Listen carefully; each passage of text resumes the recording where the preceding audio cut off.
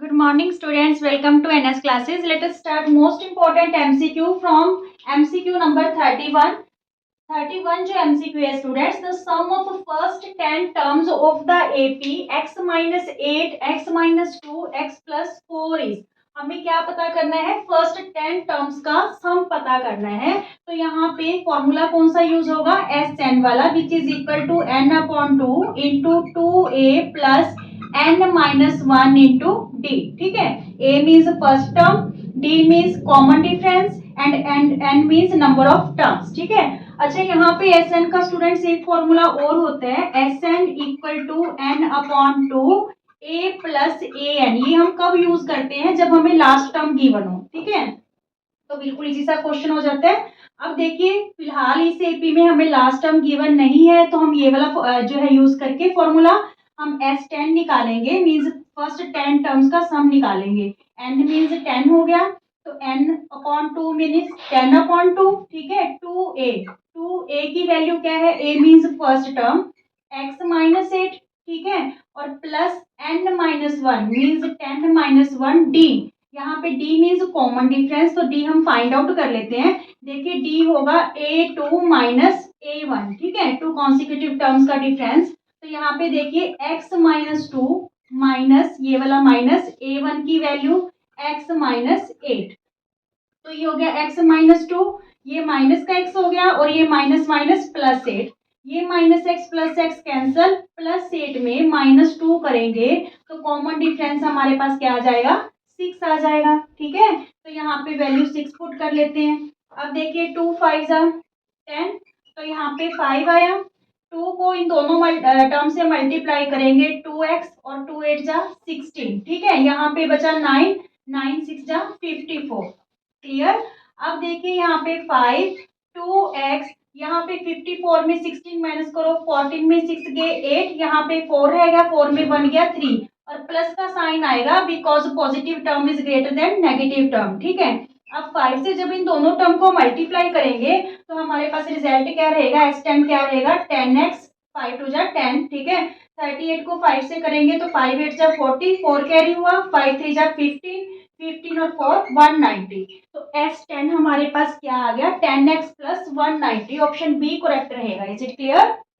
Now 32 number MCQ है students, if cos alpha plus beta equal to 0, then value of cos alpha plus beta upon 2 is equal to. देखिए given क्या है? Cos alpha plus beta equal to 0. तो कोस 0 value कहाँ पे होती है? कोस की जो 0 वैल्यू है ये होती है हमारे पास कोस 90 पे. ठीक है, अगर कोस 90 डिग्री है तो वैल्यू क्या होगी? 0 होगी. ठीक है, अब देखिए कोस से कोस कैंसिल कर दीजिए, तो अल्फा प्लस बीटा की वैल्यू हमारे पास क्या आ गई? 90. अब यहाँ पे हम फिल कर देते हैं, क्या है हमारे पास? Cos alpha plus beta means alpha plus beta की जगह 90 लिख दें, अपॉन में 2 है, तो ये 45 आ गया, कैंसिल हो गई. ठीक है, तो कोस 45 डिग्री की वैल्यू हमारे पास होती है 1 अपॉन रूट 2. ठीक है, 1 upon root 2. Option A correct रहेगा. साइन 45 की भी 1 अपॉन रूट 2 होती है, कोस 45 की भी 1 अपॉन रूट 2 होती है. क्लियर? ओके स्टूडेंट्स, 33 नंबर जो है MCQ है, if the zeros of the quadratic polynomial, अगर इस क्वाड्रेटिक पॉलिनोमियल की जीरोस 4 एंड -3 है, then we find the value of a minus b. सबसे पहले देखिए ये क्वाड्रेटिक पॉलिनोमियल है, 2 जीरोस 4 एंड -3. 2 जीरोस क्या है? 4 है, और एक क्या है? -3. तो यहाँ पे देखिए जो सम ऑफ जीरोस होते हैं, मान लीजिए 2 जीरोस अल्फा और बीटा है. ठीक है, सम ऑफ जीरोस किसके इक्वल होता है? माइनस बी अपॉन ए के.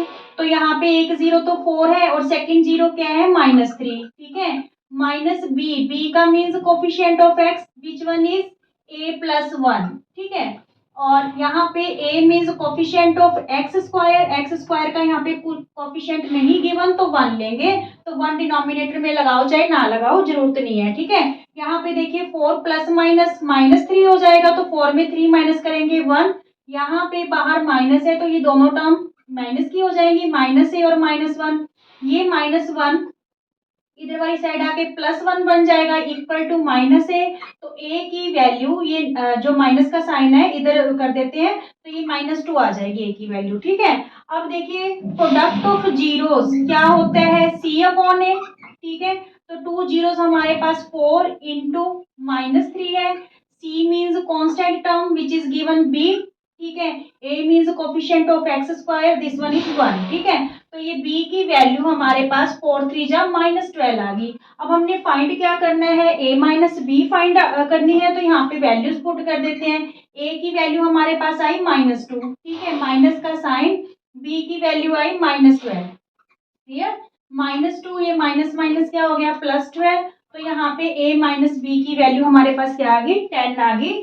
ऑप्शन बी करेक्ट रहेगा, clear. Now 34 number MCQ, if cos theta equal to √3/2 and sin phi equal to 1/2, then tan theta plus phi is. देखिए सबसे पहले एमसीक्यू में ये थीटा तो स्टूडेंट्स ने ऑलमोस्ट रीड किया होता है, ठीक है। ऐसे साइंस को देख के स्टूडेंट्स घबरा जाते हैं भी किस टाइप का क्वेश्चन है जो आ गया एग्जाम में, ये तो हमने कभी किया ही नहीं है। यहाँ पे ये एंगल को डिनोट करते हैं, थीटा हो गया, अल्फा बीटा गामा फाई, कोई भी साइन लगा के, ठीक है, होती सेम ही चीज है। यहाँ पे थीटा और यहाँ पे फाई उन्होंने दो डिफर मतलब कि यूज किए हैं साइन, ठीक है। तो इस चीज को देख के आपको कंफ्यूज नहीं होना। सबसे पहले देखिए cos theta equal to √3/2 given है, ठीक है। तो कोस की जो √3/2 वैल्यू कहाँ पे होती है, जब थीटा 30 डिग्री होता है, ठीक है। तो इट्स मीन्स यहाँ पे हम क्या ले लें, थीटा की वैल्यू 30 डिग्री, कोस थीटा की वैल्यू, ठीक है, क्योंकि √3/2 जो है 2 दे रखा है, तो यहाँ पे थीटा की वैल्यू हमारे पास क्या आ जाएगी, 30 degree. Sine phi equal to 1/2, तो साइन की वैल्यू 1/2 कब होती है, जब तुम्हारे एंगल की वैल्यू जो थीटा की वैल्यू है या फाई की वैल्यू है वो क्या होगी, 30 डिग्री होगी, ठीक है। साइन 30 डिग्री पे वैल्यू क्या रहती है, 1/2, कोस 30 पे वैल्यू क्या होती है, √3/2, क्लियर। अब यहाँ पे theta plus tan, theta plus phi पता करना है, टेन थीटा की वैल्यू भी 30 डिग्री आई, फाई की वैल्यू भी 30 डिग्री आई, तो ये क्या बन गया, टेन 60 डिग्री। टेन 60 डिग्री की वैल्यू क्या होती है स्टूडेंट्स, √3 होती है, ठीक है। तो यहाँ पे ऑप्शन ए करेक्ट रहेगा। कुछ वैल्यूज माइंड में रखना, टेन 60 की वैल्यू √3 है, ठीक है। टेन 30 की वैल्यू 1/√3 होती है, टेन 45 1 होता है, और साइन जो 45 है और कोस 45 है, दोनों की वैल्यू सेम होती है, ठीक है, दोनों की वैल्यू सेम होती है। Is it clear, okay students. 35 number MCQ है, the value of K if the distance between A and B is 5 unit. तो यहाँ पे देखिए हमें के की वैल्यू फाइंड आउट करनी है, अगर इन दोनों कोऑर्डिनेट्स के बीच की डिस्टेंस कितनी गिवन है, 5 यूनिट। तो यहाँ पे हम डिस्टेंस फॉर्मूला यूज करेंगे। डिस्टेंस फॉर्मूला हमारे पास क्या है स्टूडेंट्स, √x1 माइनस x2 का square plus y1 minus y2 का स्क्वायर, ठीक है। अच्छा इसे आप इस फॉर्मूले को x2 माइनस x1 का square plus y2 minus y1 का स्क्वायर भी लिख सकते हो, ठीक है। तो यहाँ पे देखिए k को हम क्या लेंगे, x1 और 3 को y1, ठीक है, और 2 को लेट कर लेते हैं x2 और 3 को क्या लेट करेंगे y2। अब ये वैल्यूज इस फॉर्मूला में पुट कर लेते हैं। देखिए x1 minus x2 means k minus 2 का स्क्वायर, ठीक है, plus y1 minus y2 means 3 minus 3 का स्क्वायर, और दोनों के बीच की डिस्टेंस हमें क्या दे रखी है, 5 दे रखी है, ठीक है। अब देखिए यहाँ पे 5 इक्वल टू यहाँ पे रूट k माइनस 2 का स्क्वायर, और ये टर्म तो 3 माइनस 3 जो है 0 होगी, 0 का स्क्वायर मीन्स 0, तो यहाँ पे हमारे पास इतनी टर्म रहेगी, स्क्वायर से रूट कैंसिल कर दें, k माइनस 2 इक्वल टू 5, तो ये -2 राइट हैंड साइड जाके प्लस हो गया, k की वैल्यू हमारे पास क्या आ गई, 7 आ गई। So option C is correct, clear. अब देखिए 36 number MCQ, a card is drawn from a well shuffled pack of cards. एक कार्ड ड्रॉ किया गया है, the probability that it will be black queen. Black queen की probability क्या होगी, देखिए स्टूडेंट्स टोटल जो क्वींस होती हैं प्ले कार्ड्स में वो कितनी होती हैं, 4 होती हैं, जिसमें से 2 रेड होती है और 2 क्या होती है, ब्लैक, ठीक है। इन्होंने हमसे प्रोबेबिलिटी ब्लैक क्वीन की पूछी है, ठीक है। तो ब्लैक क्वींस कितनी है 2, ठीक है। और टोटल जो है प्ले कार्ड्स वो कितने होते हैं 52। जब हम इसे सिंपलेस्ट फॉर्म में लिखेंगे तो ये क्या आ गई हमारे पास 1/26। ऑप्शन बी करेक्ट रहेगा। Is it clear? Okay students, 37 number MCQ में हमें pair of linear equations given है। हमें बताना है कि इसकी अलजेब्रिक इंटरप्रिटेशन किस टाइप की रहेगी, यूनिक होगी या फिर इन्फिनिटली मैनी सॉल्यूशंस होंगे, नो सॉल्यूशन होगा या एग्जैक्टली 2 सॉल्यूशंस होंगे। तो यहाँ पे इस केस में हमारे पास 3 कंडीशंस होती हैं स्टूडेंट्स। सबसे पहली कंडीशन होती है हमने दोनों इक्वेशंस की जो रेशियोज होती है उसे कंपेयर करना होता है। If a1/a2 not equal to b1/b2, तो इस केस में जो अलजेब्रिक इंटरप्रिटेशन रहेगी वो होगा यूनिक सोल्यूशन। ठीक है, कि सिर्फ एक ही सोल्यूशन होगा इस केस में। If all ratios are equal, a1/a2 equal है b1/b2 इक्वल है c1/c2, तो इस केस में इन्फिनिटली मैनी सॉल्यूशंस होते हैं। ठीक है, infinitely many solutions. Clear? If third case है इफ a1/a2 इक्वल है b1/b2 के but not equal to c1/c2, तो इस केस में नो सॉल्यूशन, कोई भी सॉल्यूशन नहीं होगा। ठीक है, ये इसकी अलजेब्रिक इंटरप्रिटेशन रहती है। अगर ग्राफिक रिप्रेजेंटेशन की बात करें तो फर्स्ट केस में जो है इंटरसेक्टिंग लाइंस बनेगी। ठीक है, इंटरसेक्टिंग ग्राफ में क्या बनेगी, इंटरसेक्टिंग लाइंस। मीन्स इसका यहाँ पे एक है जो इसका सोल्यूशन आ जाएगा, इंटरसेक्टिंग लाइंस बनेंगी। सेकंड में दोनों की कोइंसिडेंट लाइन बनेगी, मीन्स दोनों जो इक्वेशंस हैं उसका सोल्यूशन सेम होंगे तो वो एक ही लाइन बनेगी। ठीक है, ग्राफ में। और थर्ड में जो दोनों इक्वेशंस की लाइंस पैरेलल जाएंगी, कहीं पे भी मीट नहीं करेगी, तो नो सोल्यूशन रहेगा। अब इस केस में देखिए a1/a2, तो यहाँ पे a1 की वैल्यू 1 है क्योंकि x का कोफिशिएंट यहाँ पे 1 रहेगा। और यहाँ पे a2 की वैल्यू क्या है -3। ठीक है, तो क्या वैल्यू आ गई a1/a2 की -1/3। b1/b2 देखें तो यहाँ पे देखिए b1 की वैल्यू 2 और b2 की वैल्यू -6, तो ये कैंसिल हो गई। ये भी क्या आ गया हमारे पास -1/3। c1 की वैल्यू देखो c1/c2, c1 5 है और c2 हमारे पास क्या है 1। ठीक है, 5 आ गया ये। इट्स मीन्स a1/a2 इक्वल है b1/b2 but not equal to c1/c2, तो इस केस में क्या रहेगा, नो सोल्यूशन। क्लियर? ये चीज आपको टिप्स में ध्यान में रखनी है। अगला क्वेश्चन है what is the total surface area of solid hemisphere of diameter d।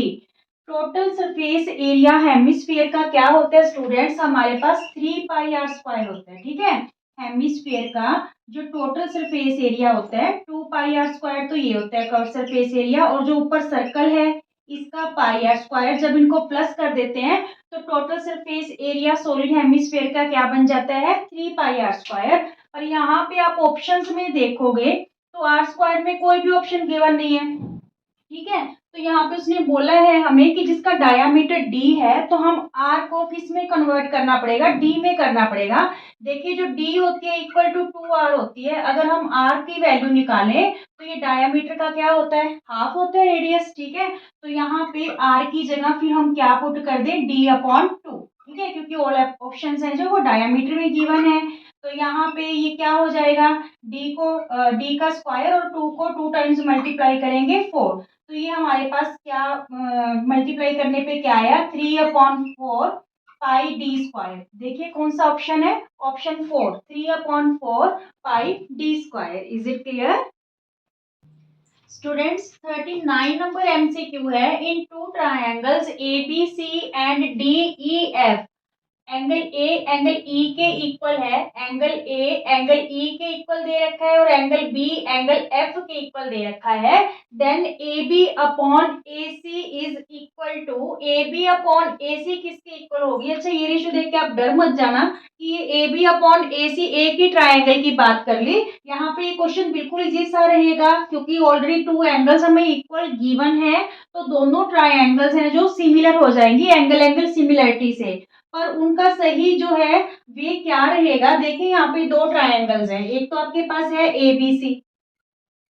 ठीक है, ए बी सी, और दूसरी क्या है DEF। ठीक है, अब यहाँ पे आपको ध्यान देना है कि कौन सा एंगल किसके इक्वल है। देखिए एंगल ए हमें इक्वल दे रखा है एंगल ई के, ठीक है, और एंगल बी इक्वल दे रखा है एंगल एफ के। ठीक है, तो अगर हमें इन ट्राइंगल्स को लेना है तो कौन सी साइड्स कैसे लेंगे। देखिए इन ट्राइंगल ABC, ठीक है, एंड ट्राइंगल यहाँ पे DEF नहीं लेंगे। अगर हमने ABC लिया है, पहले एंगल A लिए फिर एंगल B, ठीक है, तो यहाँ पे A के कॉरस्पॉन्डिंग एंगल कौन सा इक्वल है E और B के इक्वल F है, तो इसको हम EFD लेंगे। ठीक है, बस ये ही चीज आपको ध्यान में रखनी है। अगर आपने डायरेक्ट ही ABC और DEF ट्राइंगल ले ली तो ये क्वेश्चन आपका गलत हो जाएगा। ठीक है, पहले हमने एंगल A फिर एंगल B लिया है, यानी ABC सीक्वेंस में लिया है, तो इधर भी हम एंगल AE के इक्वल है और BF के इक्वल है, तो यहाँ पे ट्राइंगल को किस वे से लेना है EFD। ठीक है,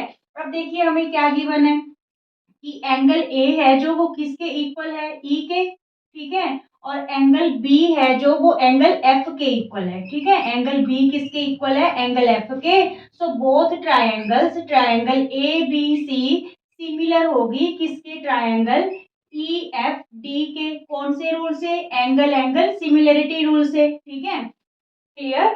तो जब ये दोनों ट्राइंगल्स सिमिलर होगी इट्स मीन्स जो इनकी कॉरस्पॉन्डिंग साइड्स होंगी उनकी रेशियो क्या होगी, सेम होगी। तो हम क्या गिवन है हमें ए बी, क्या लिख सकते हैं हम AB अपॉन में EF, ठीक है, इक्वल में AC, क्योंकि हमने AB और AC की रेशियो बतानी है तो हमने AB किसके कॉरस्पॉन्डिंग का साइड कौन सी रेशियो है AB अपॉन EF और AC upon ED, AC upon ED। ठीक है, अब हम क्या करेंगे इंटरचेंज कर लेंगे, AC को इधर ले आएंगे और EF को इधर ले जाएंगे, तो AB अपॉन AC किसके इक्वल आ गई EF अपॉन ED के। ठीक है, EF अपॉन ED के। तो यहाँ पे देखिए ऑप्शन 3 है जो आपका करेक्ट रहेगा।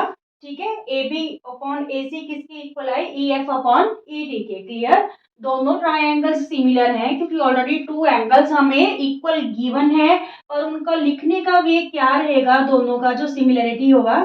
ठीक है, वहां पे ट्राइंगल आपको ध्यान से देखनी है कि एंगल A एंगल E के इक्वल ही आना चाहिए, एंगल B एंगल F के इक्वल आना चाहिए। अगर आप इसी वे में दोनों ट्राइंगल्स ले लेते और इनको सिमिलर बोल देते तो यहाँ पे ये गलत हो जाता, क्योंकि यहाँ पे तो एंगल A एंगल D के इक्वल आ रहा है। ठीक है, तो ये चीज आपको ध्यान में करनी होती है, नहीं तो सारा क्वेश्चन आपका क्या हो जाता है, गलत हो जाता है। ठीक है, नाउ 40 नंबर MCQ, देखिए यहाँ पे 40 नंबर MCQ में क्या कह रहे हैं हमें,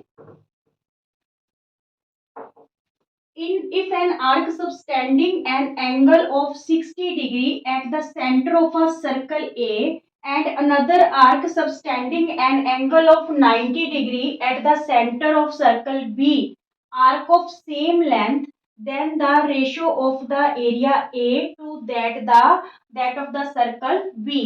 देखिए दो हमारे पास दो सर्कल गिवन है। ठीक है, दो सर्कल गिवन है, सर्कल A और सर्कल B। क्लियर, कहते हैं कि अगर कोई आर्क सर्कल ए में एंगल बना रही है, सबटेंड कर रही है कितने का 60 डिग्री का, ठीक है, and at the centre and another arc subtending angle 90 degree at the centre of circle B, यहाँ पे 90 डिग्री का एंगल बना रही है और आर्क ऑफ सेम लेंथ, जो आर्क की लेंथ है दोनों में क्या है, सेम है, आर्क की लेंथ क्या है, सेम है। तो हमें दोनों के सर्कल ए के और सर्कल बी के एरिया की रेशियो फाइंड आउट करनी है। ठीक है, सबसे पहले देखिए कहाँ से हमें R1 और R2 चाहिए कि दोनों सर्कल्स की, तो हमें यहाँ पे लेंथ दोनों की इक्वल दे रखी है। ठीक है, तो लेंथ का फॉर्मूला हमारे पास थीटा अपॉन 360 2 पाई आर होता है। ठीक है, थीटा अपॉन 360 2 पाई आर, तो ये दोनों की इक्वल दे रखी है, इसे R1 लेट कर रखा है हमने फर्स्ट सर्कल का। ठीक है, थीटा अपॉन 360 2 पाई R2। क्लियर, यहाँ पे 2 पाई से 2 पाई कैंसिल कर दो,